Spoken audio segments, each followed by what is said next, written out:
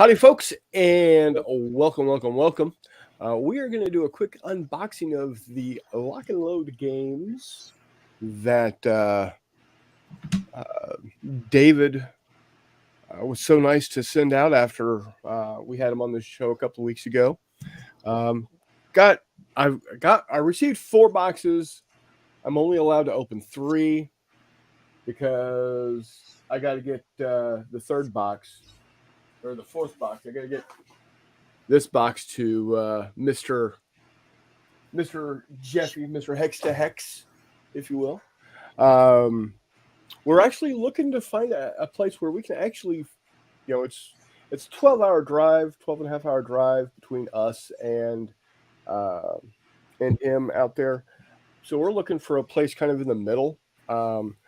I suggested Dayton, Ohio, because of Wright-Patterson Air Force Base and the Air Force Museum. He suggested some damn place in Kentucky or Tennessee that's a Civil War haunt, obviously, Mr. Civil War. So we'll see. Who knows?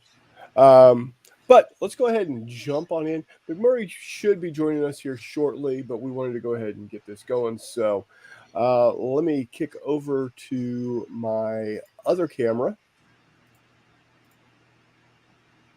There we go. And there we go. Whoop. A little too far. How's that look for Zoom? Looks good. All right.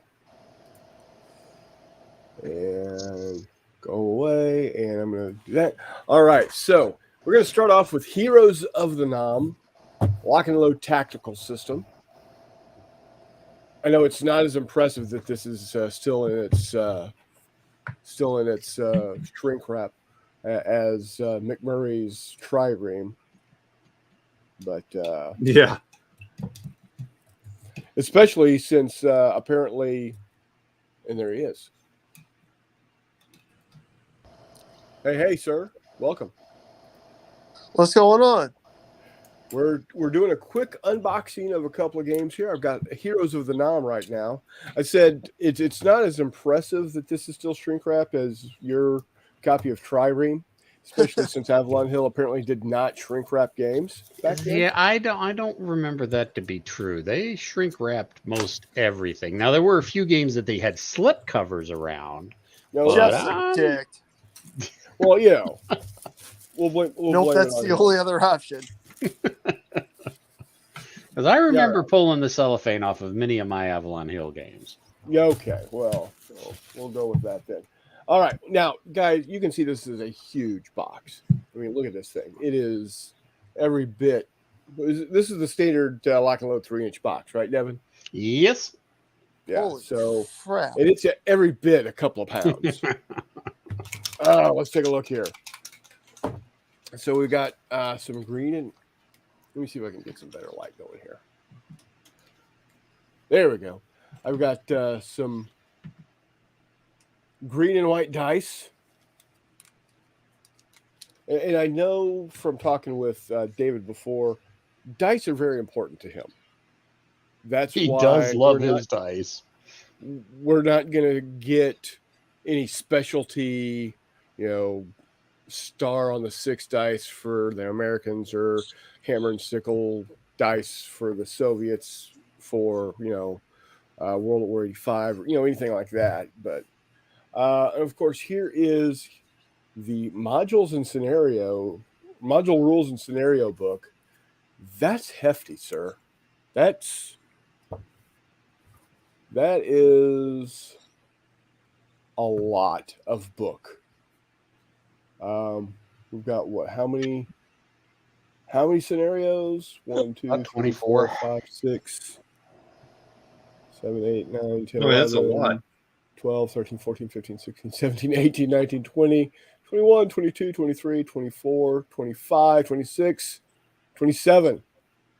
That's great.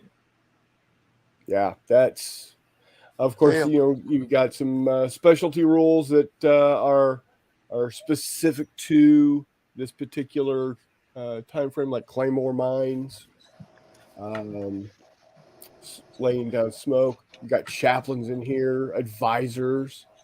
Very cool, very cool. Now, these have definitely been superseded, but it's nice to have in there just to see, if I wanted to play the same way it was played back in whenever this actually came out. I've got those rules. Well, the But- 4.1 rules are completely still 100% usable. There really wasn't that was much that was changed between 4.1 to 5 and then 5 to 5.1. There are really 3 rules that I can think of off the top of my head that are major changes. A lot of what 5.0 was to take a lot of the module rules and just put them into the main rules. So Right, you're now right. you're So- now going to find the rules for claymores, which you just showed off in the module and scenarios. They're now in rule set 5.0, 5.1. Yeah. So, and David was kind enough to send me the 5.1 rules, spiral bound. Yes, So- we love the spiral. But what's nice, what you don't have to have the newest version of the rules to play the game. Like what Devin is saying here is that the 5.1 rules, the difference between these two sets are minimal at best. Yeah. Yep. So, but I'm glad that he did send them to me. It is greatly appreciated. So, real quickly, we got an extrovert paint. Ahoy, hoy, lads! Hello, sir. Crossing Obstacles is with us again. Thank you very much for joining us.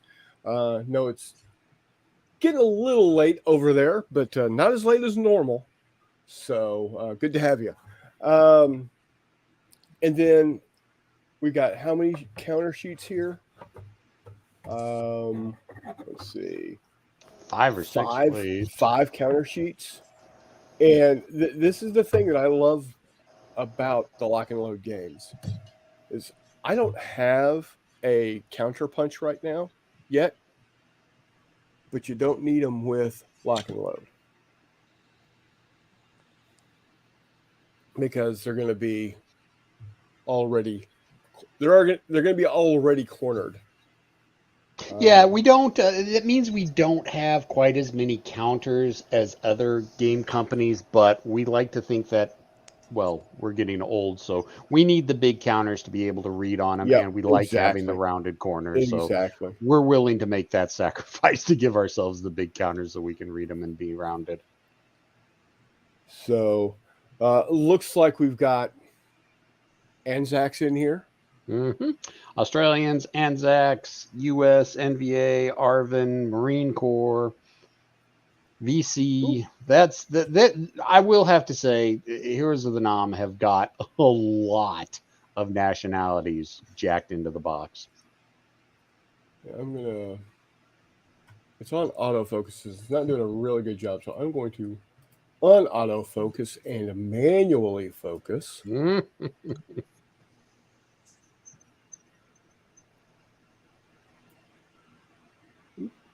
There we go. Maybe. There we go. So this is the bigger counter. This is what Vehicle size counter. Yep. Yes, what 7/8 of an inch? Yep, 7/8 of an inch vehicle counter. What I like about it is that the big red arrow tells you what direction it's going. So that's kind of cool. I do have Heroes of the Falklands, and I have played it a couple of times, but I'll be honest, I don't exactly remember what the number's for and what the PPPP is for. Maybe that's just saying that it's got a machine gun because it goes pew pew pew pew pew. No, that 211 is armor for front, side, and rear. The PPP is the transportation capacity. Why, when Jeff Lewis originally wrote this, he decided to use P as the half squad notation, I have no idea. But basically, the 4 Ps on there means it can carry 2 full squads. Okay. And then we've got PT-76s and M41, T-55s. So, yeah, it's got some good stuff here. Even got Ontoses in it. Nice. Nice. Love Yes. the I was gonna say, Ontos. are there Republic of Korea Marines in there? Nope, no rocks in this one, I'm afraid. Okay. No. Is there a Korean version of? No, we do not Tactical? have an official module for that yet. Again, it's not because we don't want to. It's just there's not enough of us and not enough time in the day for us to get one. I totally understand. We want to do a Korea one, but Maybe it's one of those maybe some days when we can get to it, right? yeah, basically, if there was about 5 more of me, we'd be able to get to all the modules David wants to do. So here's your player aid card for Heroes of the Nam. That's terrain effects chart. Yep. Yep. Your DFT die roll modifications, ordnance fire table modifiers. Here is your rules reference card. That's always handy. And what this is doing for you is just giving you a quick reference as to what chaplains and advisors do for you, or how Claymore Mines work, how the Ontos works. So that's kind of handy. And then how to roll morale checks, how to do assault movement, offboard artillery, etc. Chuck's coming in saying, hey, Chuck, how you doing today, sir? And then giving you a quick reference on your different skills. So, for instance, if your hero or leader has got Lucky Man, this tells you what Lucky Man does for you. So, and it's doing that thing again. So let's see if we can. Which way do I need to go with this? There we go. Yeah. So when utilized, the skill adds or subtracts 3 from any die roll, be it the owners or enemies that involve the unit, or if the skill belongs to a leader unit's hex, remove the skill counter from the leader after use. So it's a one-trick pony. Yep. So but it changes any dice roll, either 3 positive for you or 3 negative to you. So. And that could be the turn of the battle. Yes, it can. Of course, you got your turn track. Turns 1 to 20. Yeah, it wouldn't do us any good to put anything on the back of the turn record track when you exactly keep counters on the so track. when you do turn tracking, you start on turn 1, or if it's say a 15 turn scenario, you start in 15 and go in reverse. How do you do it? Personally, I do both, honestly. Sometimes I'll count up, sometimes I'll count down. It all depends on what my mood is. All right. I mean, there's no right or wrong way of doing it, really. It's whatever you're comfortable with. And if you're playing head-to-head, whatever your opponent is comfortable with. Right. Of course, sequence of play is always handy to have in one nice, easy-to-read card, showing you about step reductions, what typical units look like, and then how to do spotting, how to direct fire combat, and it gives you the location in the book. Now, granted, that's going to be in the 4.1 rules. 4.1 rules. It's probably going to be different in 5.1 rules, but you know what? That's okay. And then how small arms versus infantry works, just how ordnance, weapons, and ammo works for you. Pretty cool. And then we've got the maps. He sent you the X maps for that, didn't he? I don't know if he sent X maps for Heroes of the Nam or not. I didn't see them. I may have to yell at him about that. That's okay. That's okay. And what Devin's referring to as X maps is they're the exact same map, but bigger. And he did send me Those the are X beautiful. maps for a feat of arms. So For the Falklands, yeah. for the Falklands. So, and I've got those here right by me to show you what we're talking about. So this is the size of the standard map, right? So if you don't have a whole lot of space, it works real well. The problem is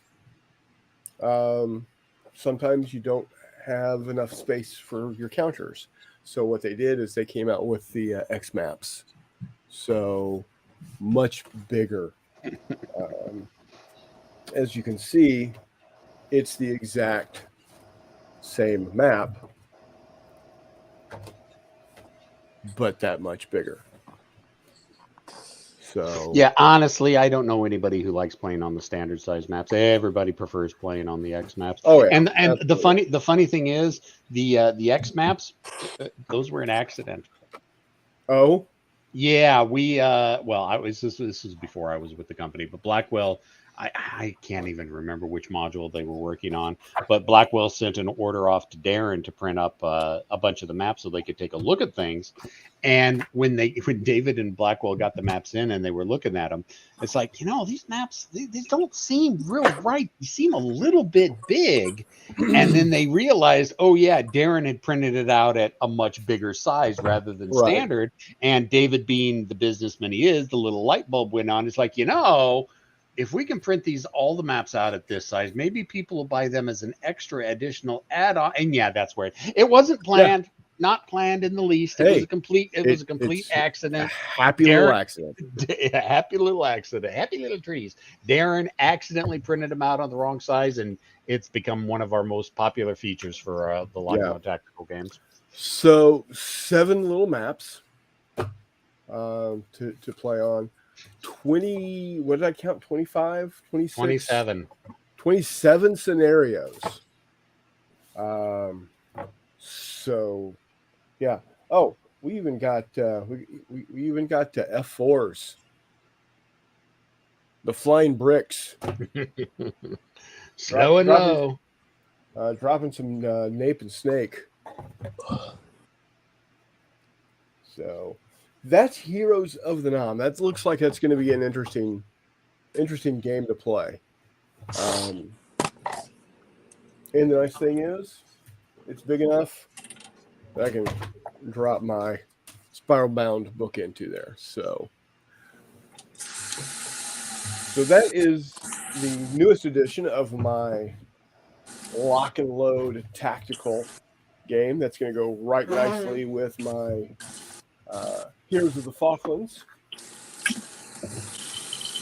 What I got next is the solo box. This allows you to play lock and load tactical through not really an AI, but it definitely gives you you're not having to make, if you don't want to make the decisions, this gives you some ideas of how your opponent can play or should play. Now, I do like here on complexity is 5, and the solo ability is 10. Did you get Devin Does Donetsk? No. I did not get that one. Oh, I know. I was, I was a little heartbroken. So what we have here is a deck of cards,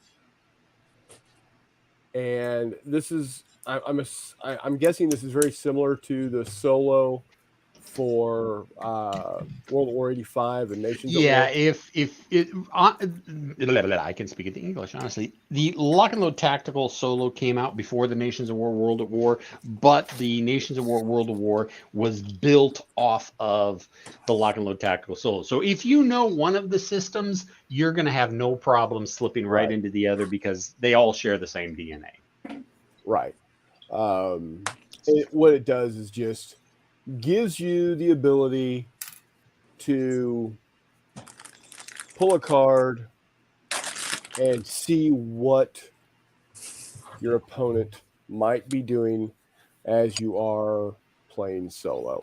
And it's got a nice little 36-page explanation book of how to play it or how to use it. Got a nice little Lock and Load Tactical Solo fire behavior flow chart. So, with a guy that apparently has seen some things. And then we've got the Lock and Load Tactical Solo Counteraction Behavior flow chart. Yeah, that's actually Sean Drulinger, the designer of the Solo flowchart. And trust me, after he had to design that for and help Keith do the Nations of World at War Solo flowcharts, yeah, he's seen some stuff. We've got the Lock and Load Tactical Solo Victory Conditions behavior flow chart with execute victory conditions, offensive, helicopters, etc. I'll have to dig in a little deeper and see exactly, how to use this. It's the flow chart's a little bit more complicated for Lock and Load Tactical because since you're at the tactical level, there's so much more squad can do in the game rather than like a platoon from Nations of War, World at War. So the flow charts, they're not that hard to follow. I mean, pretty much once you fall into it, if you're going to look at the charts the first few times, but then after pulling this, okay, this guy's going to do this thing, do that a half a dozen times, you're going to know what the flow chart says and you'll be able to follow it a lot quicker.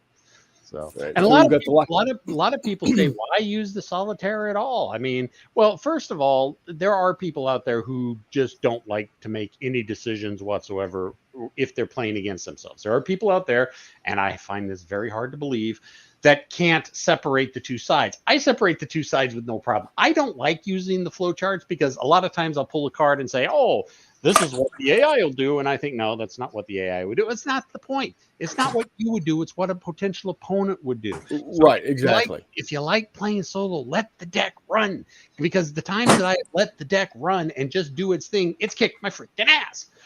Oh, yeah.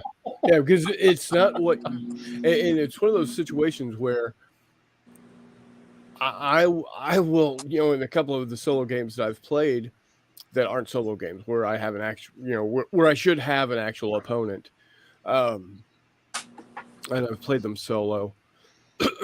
I can separate the two. I can think, okay, this is the way the Americans are going to fight, this is the way the Germans are going to fight, or whatever. But I'm still thinking as me. Yeah. So so I would be thinking like, well, the card says in this situation. Well, you got to think as yourself for both parts, like I do, and just kill everything. Well, there is that, but how we go about doing the killing, that's the part of. Well, why would I fire mortars now? In this situation, well, maybe that's that's what gets you to where you need to be. I don't know. It's be interesting to see. You've also got a random events table. That's always handy. Yep. Another flow chart. This is the Lock and Load Tactical Solo Fire Behavior flow chart. Opportunity to fire in a defensive posture, close assault defensive posture. That's handy. And then lastly, the Tactical Solo Movement Behavior flowchart. Move action defensive. So, and then the move action offensive. One of the most irritating things I ran into one time, I was playing tactical, and I was using the solo, and it was probably one of the last times I actually let the deck do its thing because it frustrated me so much. So I was playing against the Germans. I was the Americans, airborne, trying to capture some farmhouse or something. So about halfway through the game, the Germans took their Fallschirmjägers and took like 3 squads of them and just planted them right in this crossroads, like 2 hexes away from the victory conditions. It was part of their execute defensive conditions, and they just planted themselves right there. And I said, well, that's a stupid place to sit. You're right in the open. And then 2 turns later, it's like, I can't get by those Germans to capture the building, and I'm going to lose the scenario now because of it. So, Right. Yeah, I mean, people always say, I mean, it's not an AI, it's an assist, and really, what people have to do is just understand that it's not you, it's how someone else could play. Just because you may think the cards are going to do something stupid, like I think they're doing all the time, it doesn't mean that's not what your opponent's going to do. Right. And sometimes it actually, and like I said with that example, it's like I lost the scenario because they moved those squads there and I couldn't dislodge them in time to move through them or to move through them to get to the victory condition in time. Right. So yeah, the solitaire for all 3 systems, they will continue to befuddle and astound you if you let them do their thing. So Evil Airman is here. He says, "Wow, love rounded corners." Love the rounded corners. I do, and I know that Hex to Hex Jeffy just gets physically nauseous when he sees me playing my games without clipped corners. So hold on. All right, so last game I got, Desert Heat. 2nd edition, Nations at War, World War II. So this is the platoon level game for World War II. I'm excited about this because this is vaguely similar to World War 85. No, it's more than vaguely similar. It is definitely definitely related. It is going to be, this one's going to be easy for me to pick up. I can tell already. Well, it's a much easier game than World at War, but it still uses, yeah, you haven't got a lot of the modern stuff, and it uses the exact same DNA. So yeah, if you already know World at War, or if you know Nations at War, again, you're going to be able to, we at Lock and Load like to do that. We like to make sure that if you know one system, you're going to be able to slip easily into one of the sister games. All right, so we've got Nations at War Core Rules 3.0. Now, is this the current version that's out there? Yes, 3.0 is the most current rule set. Sean Drulinger, who designed Point Blank, also designed our Nation at War series. And David and I were actually having a spirited discussion on what we think that Sean should work on next. Sean wants to continue with the Point Blank. He wants to do, he wants to do a Belgium pack, a Poland pack. It's like, well, why don't we just go ahead and do another box game like, Eastern Front or the Pacific? But Sean also has a Battle of the Bulge and a Stalingrad Nations at War sets that he's working on as well. So I'm not really sure which direction we're going to go. If we go with the Nations at War set, I know David wants to completely rewrite the rule book to bring it more into line how the World at War book is laid out.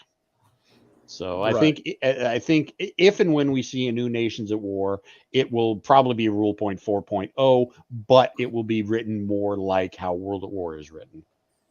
Chuck, thanks for dropping in, buddy. Take care. Be well. Have a good dinner. I'm going to have to be eating something here pretty soon myself. And E4 says, keep on keeping on getting well. Yes, I'm doing my best. So as he hacks up a lung. Yeah. Let's say. So again, with everything that is done by Lock and Load, nice big font. It's legit. It's the only font that David and I can actually read this stuff at. So oh yeah. Now here is If the it were any marble. smaller, David and I couldn't read our own games.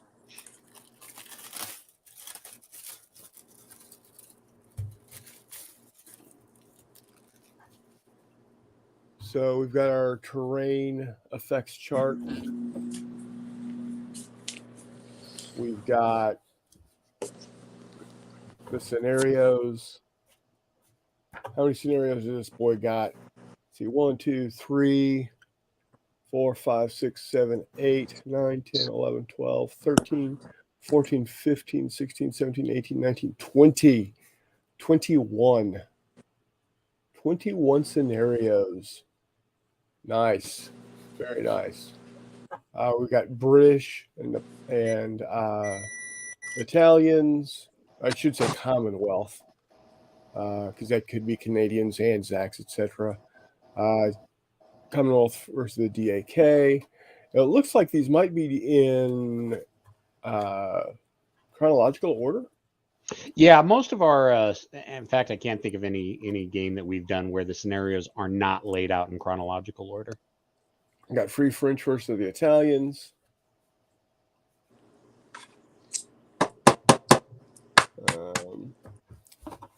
I think it's gonna. It's there. We go. We got some Americans here. Very few Americans in that one. Yeah. That's okay. That's okay. We didn't show up until the end, but you know, that's okay. El guitar. So, and then the decks for running the. Come on. Oof. There we go. And I don't know if y'all are hearing the crinkle properly for you asthma freaks. What the fuck? What? What are you doing? ASMR. I was removing the wrappers from around the cards. And I said, Andy, there we you like go. to- For old, yeah, for those like Yeah. like the ASMR, the Todd audio knows exactly what he's stimulate or talking about. whatever. McMurray, don't yeah. act like you don't know. You guys whack off the weird stuff. Hey, come on. It's a family show. Got the Desert Rats, the 8th Hussars, 1st Dragoons, 18th Infantry for the United States, Combat Command B. We got the French, we got the Italians, we got Stukas, we got P40s, we got Folgers, we got The Blenheims. Italians. Got the French D520, designated formations. Thanks for Bye, dropping in, Todd. Yep. See you guys. Chaos, Fate, it's all there. It looks like There were some mistakes on the original print of the counters, and those are the replacement updated counters. oh, all right. And then a What extra. How do you get it? Okay. Oh, it's just. It a should sleeve. fold over. Yeah. It's just a sleeve. With a couple of. Are these? Those were reprints of misprinted cards as well. Now the problem is, and I hate to point this out, turn the back of both sets over. Yeah, they're not the same.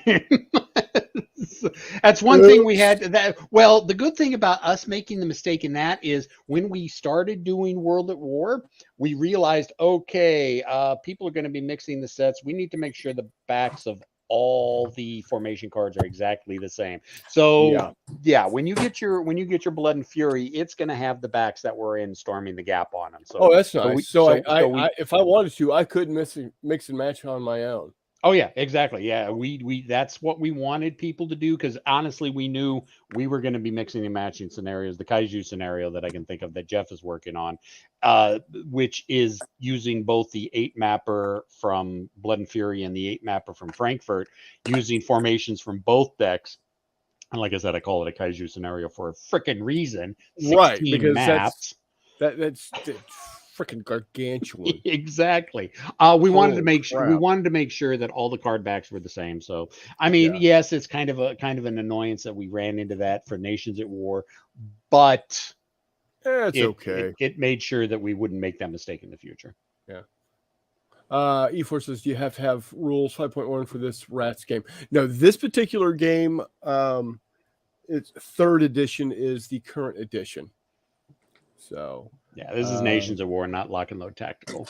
yeah. And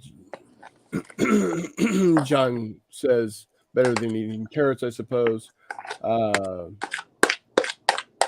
Making custom printed sleeves wouldn't be a bad. Would that be an idea? No, there you go. We actually have looked into that as part of a stretch goal. However, David doesn't know exactly that much about card sleeves, and so we haven't really looked that deep into how much it will cost. We can get some real chintzy, cheap, clear plastic ones that David was initially looking at. It's like, no, David, we need to have ones that are printed on one side. I personally like Dragon Shield. That's my go-to for card sleeves. But and Dragon Shield does do you can send them your own custom prints to do, but that gets really expensive. And so China doesn't have any but the clear plastic sleeves. So we're trying to look for cheap, well, I don't want to say cheap alternatives here in the States, and we just haven't found them yet. Yeah. If we can find a cheap More company that can budget do friendly. them, yeah, budget friendly, exactly. If we can find someplace in the States can do it, because China just can't. So that's Right. that's just what we're running into. So here are the counters. This looks to be German and Italian, or just German? Just German. Yeah, Germans with the Panthers and the infantry and the whatnots. We got some French and Americans.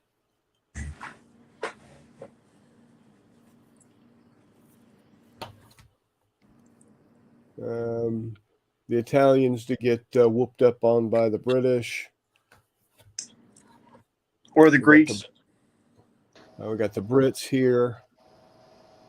More Americans up at the top, the Brits. And then your Admin markers. one sheet of admin markers. And then how many maps? Looks like what? 1, 2, 3, 4 maps. Single-sided, that's okay. And then if you wanted to create your own, is that what this is for? If you wanted to create your own scenarios? Yep. So you can just figure out And what the point costs of points everything balance. are. Yep. We like making Okay. sure we have, we call it the battlefield generator. We like having those Yeah. included in our games. There you go. Yeah. Let's see. The units that the Americans have access to is the M3 Lee, the M5 Stuart, the M10s, the M13.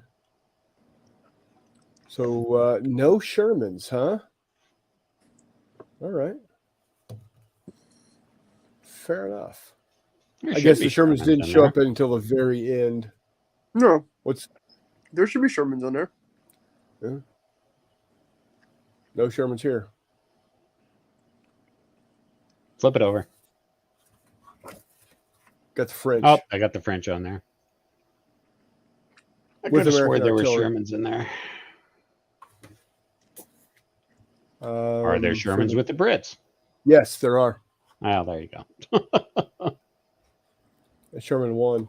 Now, what'll be interesting, so the M3, so interesting, the British M3 Grant is 3 points more than the American M3 Lee. And I can't tell you why, because they have the exact same stats. It's how they fit into the command structure overall. Import taxes. Shipping. Oh, yeah. It's the VATs. It's the VAT. That's the VAT right there. Yep. Mhm. So you could probably go with a Sherman if you wanted to put a Sherman in the American force. Just knock some points off, make it 40 points, and call it good. Yep. 10% VAT.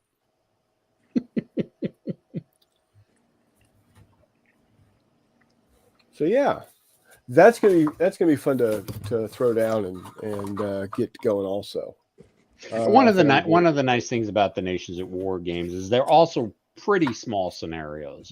I mean, Yeah. you're not going to run into any situation where you've got 40 or 50 counters on both sides. I mean, most of them are going to be 10, 12, 15, maybe at the most 20 counters per side. So, and that's one of the nice things. It makes it easier to play. It's a little bit quicker to play.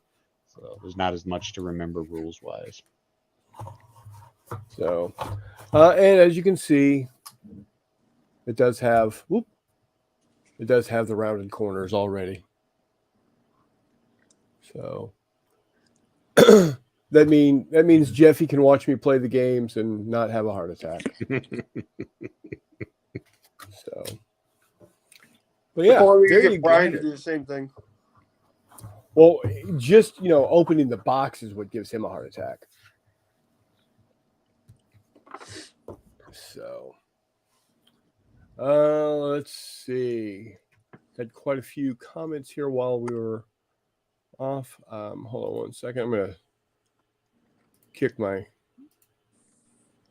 camera back over to me. Hi, there I am. Hey, look at that handsome devil. Crossing. So making custom printed sleeves wouldn't. I got that. Arcane Tinman Dragon Shield does some. There you go. Yeah, Dragon Shield is the company that I use for my cards. That's how. Probably. Okay. John says we'll probably be at war with China before the next set of game components arrive. It's a possibility. Yep. Just read this AM that North Korea is sending 100,000 troops to Ukraine to assist Russia. I have a hard time believing that. How the hell are they going to get them over there? By train? No, you don't understand. The North Koreans don't want to let their soldiers out of the country because if their soldiers see how the reality of everything else is, they're going to freaking exactly surrender in mass. Why does this Russian conscript have a whopping 8% body fat? Right. 0.2. Huh. Right. Wait, none of you guys have ringworm? What? Why does this water taste so clean? Yeah. No, we need the brown water, please. Yikes. Look at all this electricity. Wow. What? There's supposed to be light at night? Mm-hmm. I don't understand this concept. Oh. Well, guys, I think that'll do it for this evening. I want to thank everybody that hopped on and watched. I want to thank Devin and McMurray for coming on. And, Yeah, buddy. Talking about it. And we'll be seeing me getting this on. I have said in the past that I want to get more videos back out on here. Well, the problem I'm having is, Rona. Well, besides that, it just a short 10, 15-minute video takes 3.5 to 4 hours for me to upload. I don't have a problem editing it. Editing doesn't take any time at all. So, that's not the problem. The problem is actually getting them uploaded. And so what I'm probably going to start doing is just have more live. I'm still going to have Wednesday as my episodic shows. We're going to be episode 80, I think, next time around. That's crazy talk. Oh, baby. I'll be off Wednesday, too. Oh, you are? Outstanding. We'll have to talk about something. Not sure what we'll talk about, but anytime you're available, it's always going to be a great show. So, we'll still do that. But I'm thinking I'm going to have more, just live shows like this. Maybe I'll start doing some live shows of gameplay, whether it's and not full on gameplay or a full game, like nothing like 3 hours long. But if it's a board game, I'll do a turn or two live, and then if I play it while we're offline, just kind of give a brief overview of where I am. So there you have it. But again, thanks guys. I've got to go get some food. Good. I had a little bit of oatmeal earlier today, but that's about it. I need to start putting some weight back on. I'm down to 186. A week ago, before all this started, I was at about 194, 195. So I hate I've you. lost like 8 or 9 pounds this past week. It's not good. It is not. You got to good, stop so. pooping, man. Well, I haven't been. I just haven't been eating. Oh, Yeah, Where's the I've problem, had bud? like I've had like a bowl of ramen every day, or it's So there's Hissy Cat. Hey, Hissy Cat, thanks for joining. We're about to log off, but thanks for hopping on. But again, thanks everybody. You'll definitely see us Wednesday. You might see me a little earlier than that. It all depends. So you guys take care, and until next time, we shall see you on the flip side.